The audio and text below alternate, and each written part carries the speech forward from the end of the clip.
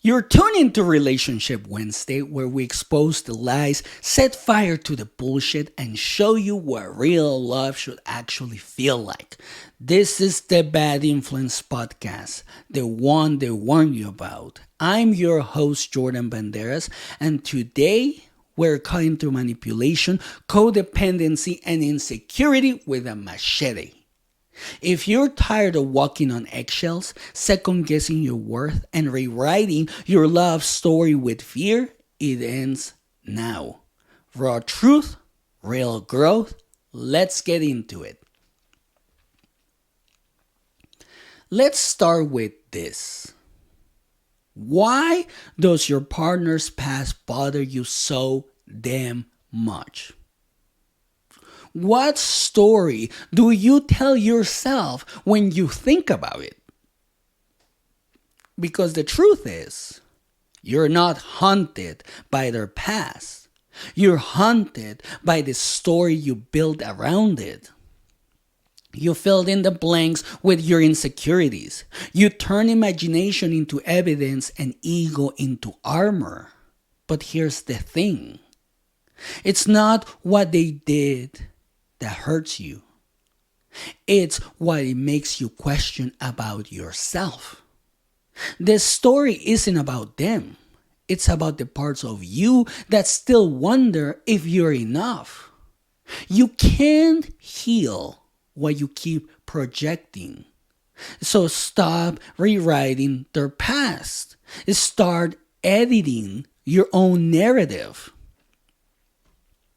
I know this is gonna be a wake-up call, and it's gonna be hard for a lot of you. When you ask about their past, are you looking for truth or control wearing honesty's mask? Be real. Don't lie to yourself. Be real. You don't always want honesty. You want leverage. You ask questions not to understand, but to compare, to measure, to decide how safe it is to love them. But control isn't safety. It's fear in a tuxedo. It is. And when you use their past as armor, you're not protecting the relationship. You're killing the intimacy you say you want. If you stop and think about it, you're going to see what I'm talking about. Because if you want real connection, then stop interrogating and start listening. Ask yourself, what are you actually afraid of? Their past or the possibility that you might not measure up? That's a good question, huh? And I see a lot of people having a lot of problems with this, with their partner's past. I see it on Reddit. A lot of people write about that. And I see it with my own friends. And I see it in a lot of relationship gurus' pages. Yeah, I've seen that. But here's the thing. Jealousy isn't about history. It's about hierarchy. You're not afraid of who they were with. You're afraid of not being unforgettable. And that's not love. That's ego. Ego wants to win. Love wants to grow. And the more you chase reassurance, the more you convince yourself you're not enough without it. The real flex? You want to know what the real flex is? It's being so confident in your presence that no one's past can shake it. Who taught you to measure someone's worth by their body count or by their past or by whatever they did long before they met you? Because that bullshit didn't start with you. It started with conditioning, with culture, with religion, with podcasts that are out there that talk about this bullshit. You were taught that purity equals value, that desire equals danger, that sex determines respect. But that equation wasn't written by truth. It was written by shame. Because you don't measure love by numbers. No. There's no, the only way to measure love is by its depth. And if you're still keeping score, maybe it's time to admit you're afraid to look at how shallow your own definition of love really is. Maybe, just maybe, you grew up hearing that someone's purity determined their worth. Maybe you saw love defined by rules that suffocated honesty. Maybe your parents called it protection when it was really control. And that belief sank into you like concrete. And now you call it standards. But it's not. It's programming. Purity isn't about untouched bodies. It's about untwisted intentions.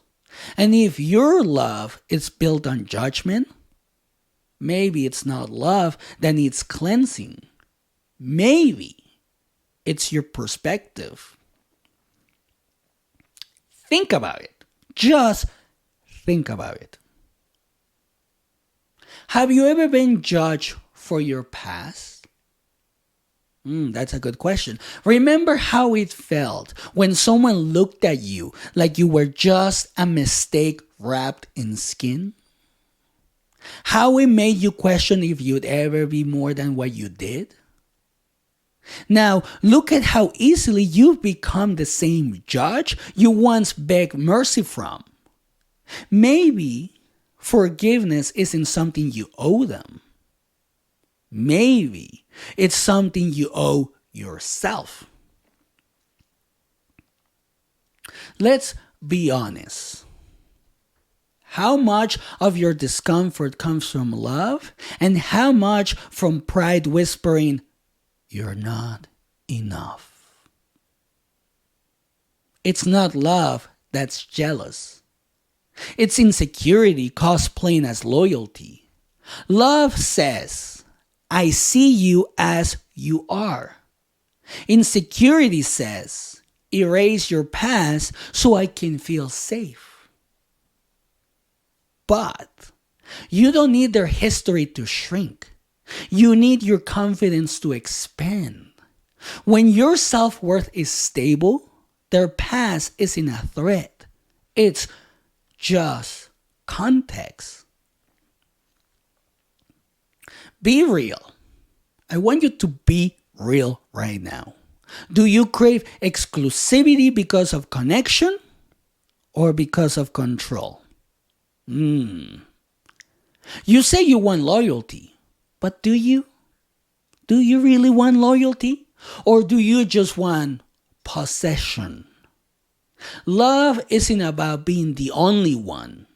It's about being the one who chooses and is chosen every damn day. Control kills curiosity. Ownership kills wonder. Real strength isn't in holding tighter. No, it is not. It's in trusting deeper. When you think about your partner's past, are you comparing, competing, or connecting? Comparison turns lovers into opponents. You start fighting ghosts that don't even know your name. You end up losing sleep over stories that stopped mattering years ago. But connection, that's power. It's saying, "Tell me who you've been so I can understand who you've become." Because you can't build intimacy while hiding from someone's truth. Think about it. Can you really do that? Can you really build intimacy while not understanding their past and their truth and why they are the person that they are right now? No, you cannot. What do you think their history takes away from you?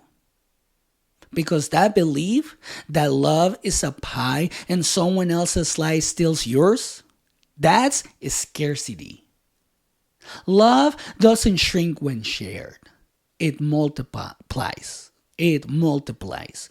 What ruins your peace isn't their past. It's your refusal to accept that you're writing the newest chapter. You want to be chapter 1, right? The first one. Their first kiss. The one that took their virginity. The one that they had their first kiss with. Yeah, you want to write that. But guess what?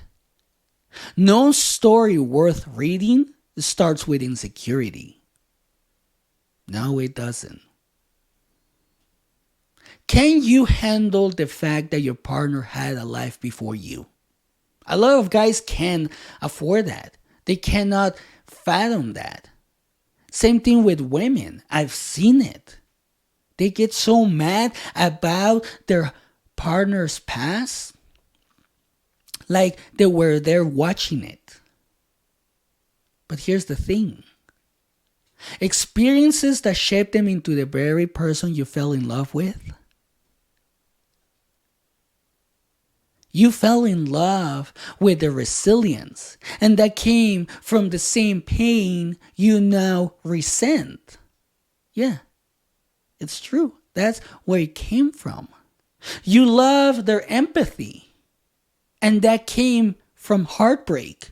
You love their depth, and that came from mistakes. You can celebrate who they are while condemning what made them that way. Love isn't rewriting someone's story. It's reading it fully and choosing them anyway. What if their past isn't a threat but training? Every heartbreak, every failure, every mess up build the capacity to love you better. You're not their second choice. You're the proof they learned. Their past wasn't preparation for your pain. It was preparation for your peace. Think about it. Think about it. When you strip away jealousy and pride, what's left of your definition of love? Without ego, love is quiet, whole, present. It's not about possession. It's about partnership. Love without jealousy isn't weak. No, it is not. It's evolve. If you can't handle peace without control, you're not chasing love.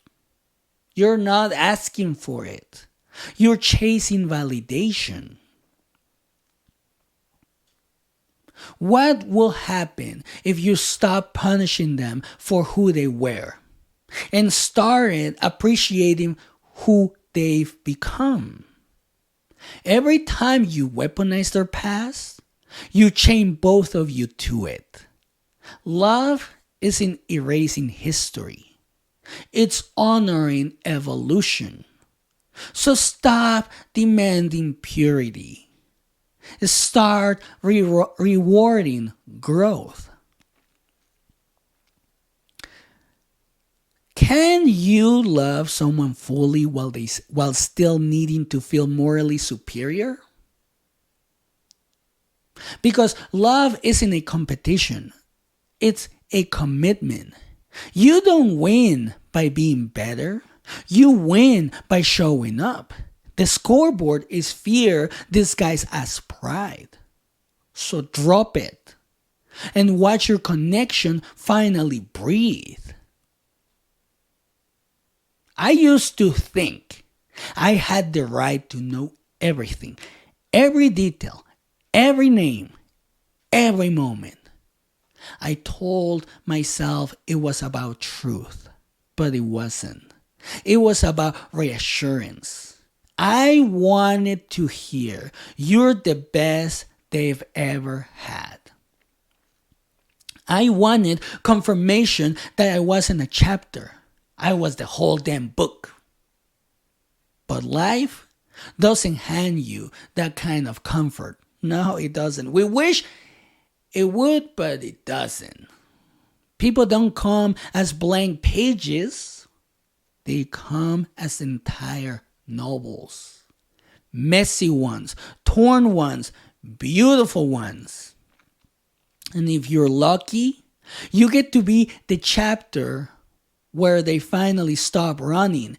That's when I realize, if their past doesn't live here, why the hell am I giving it a bed in my head?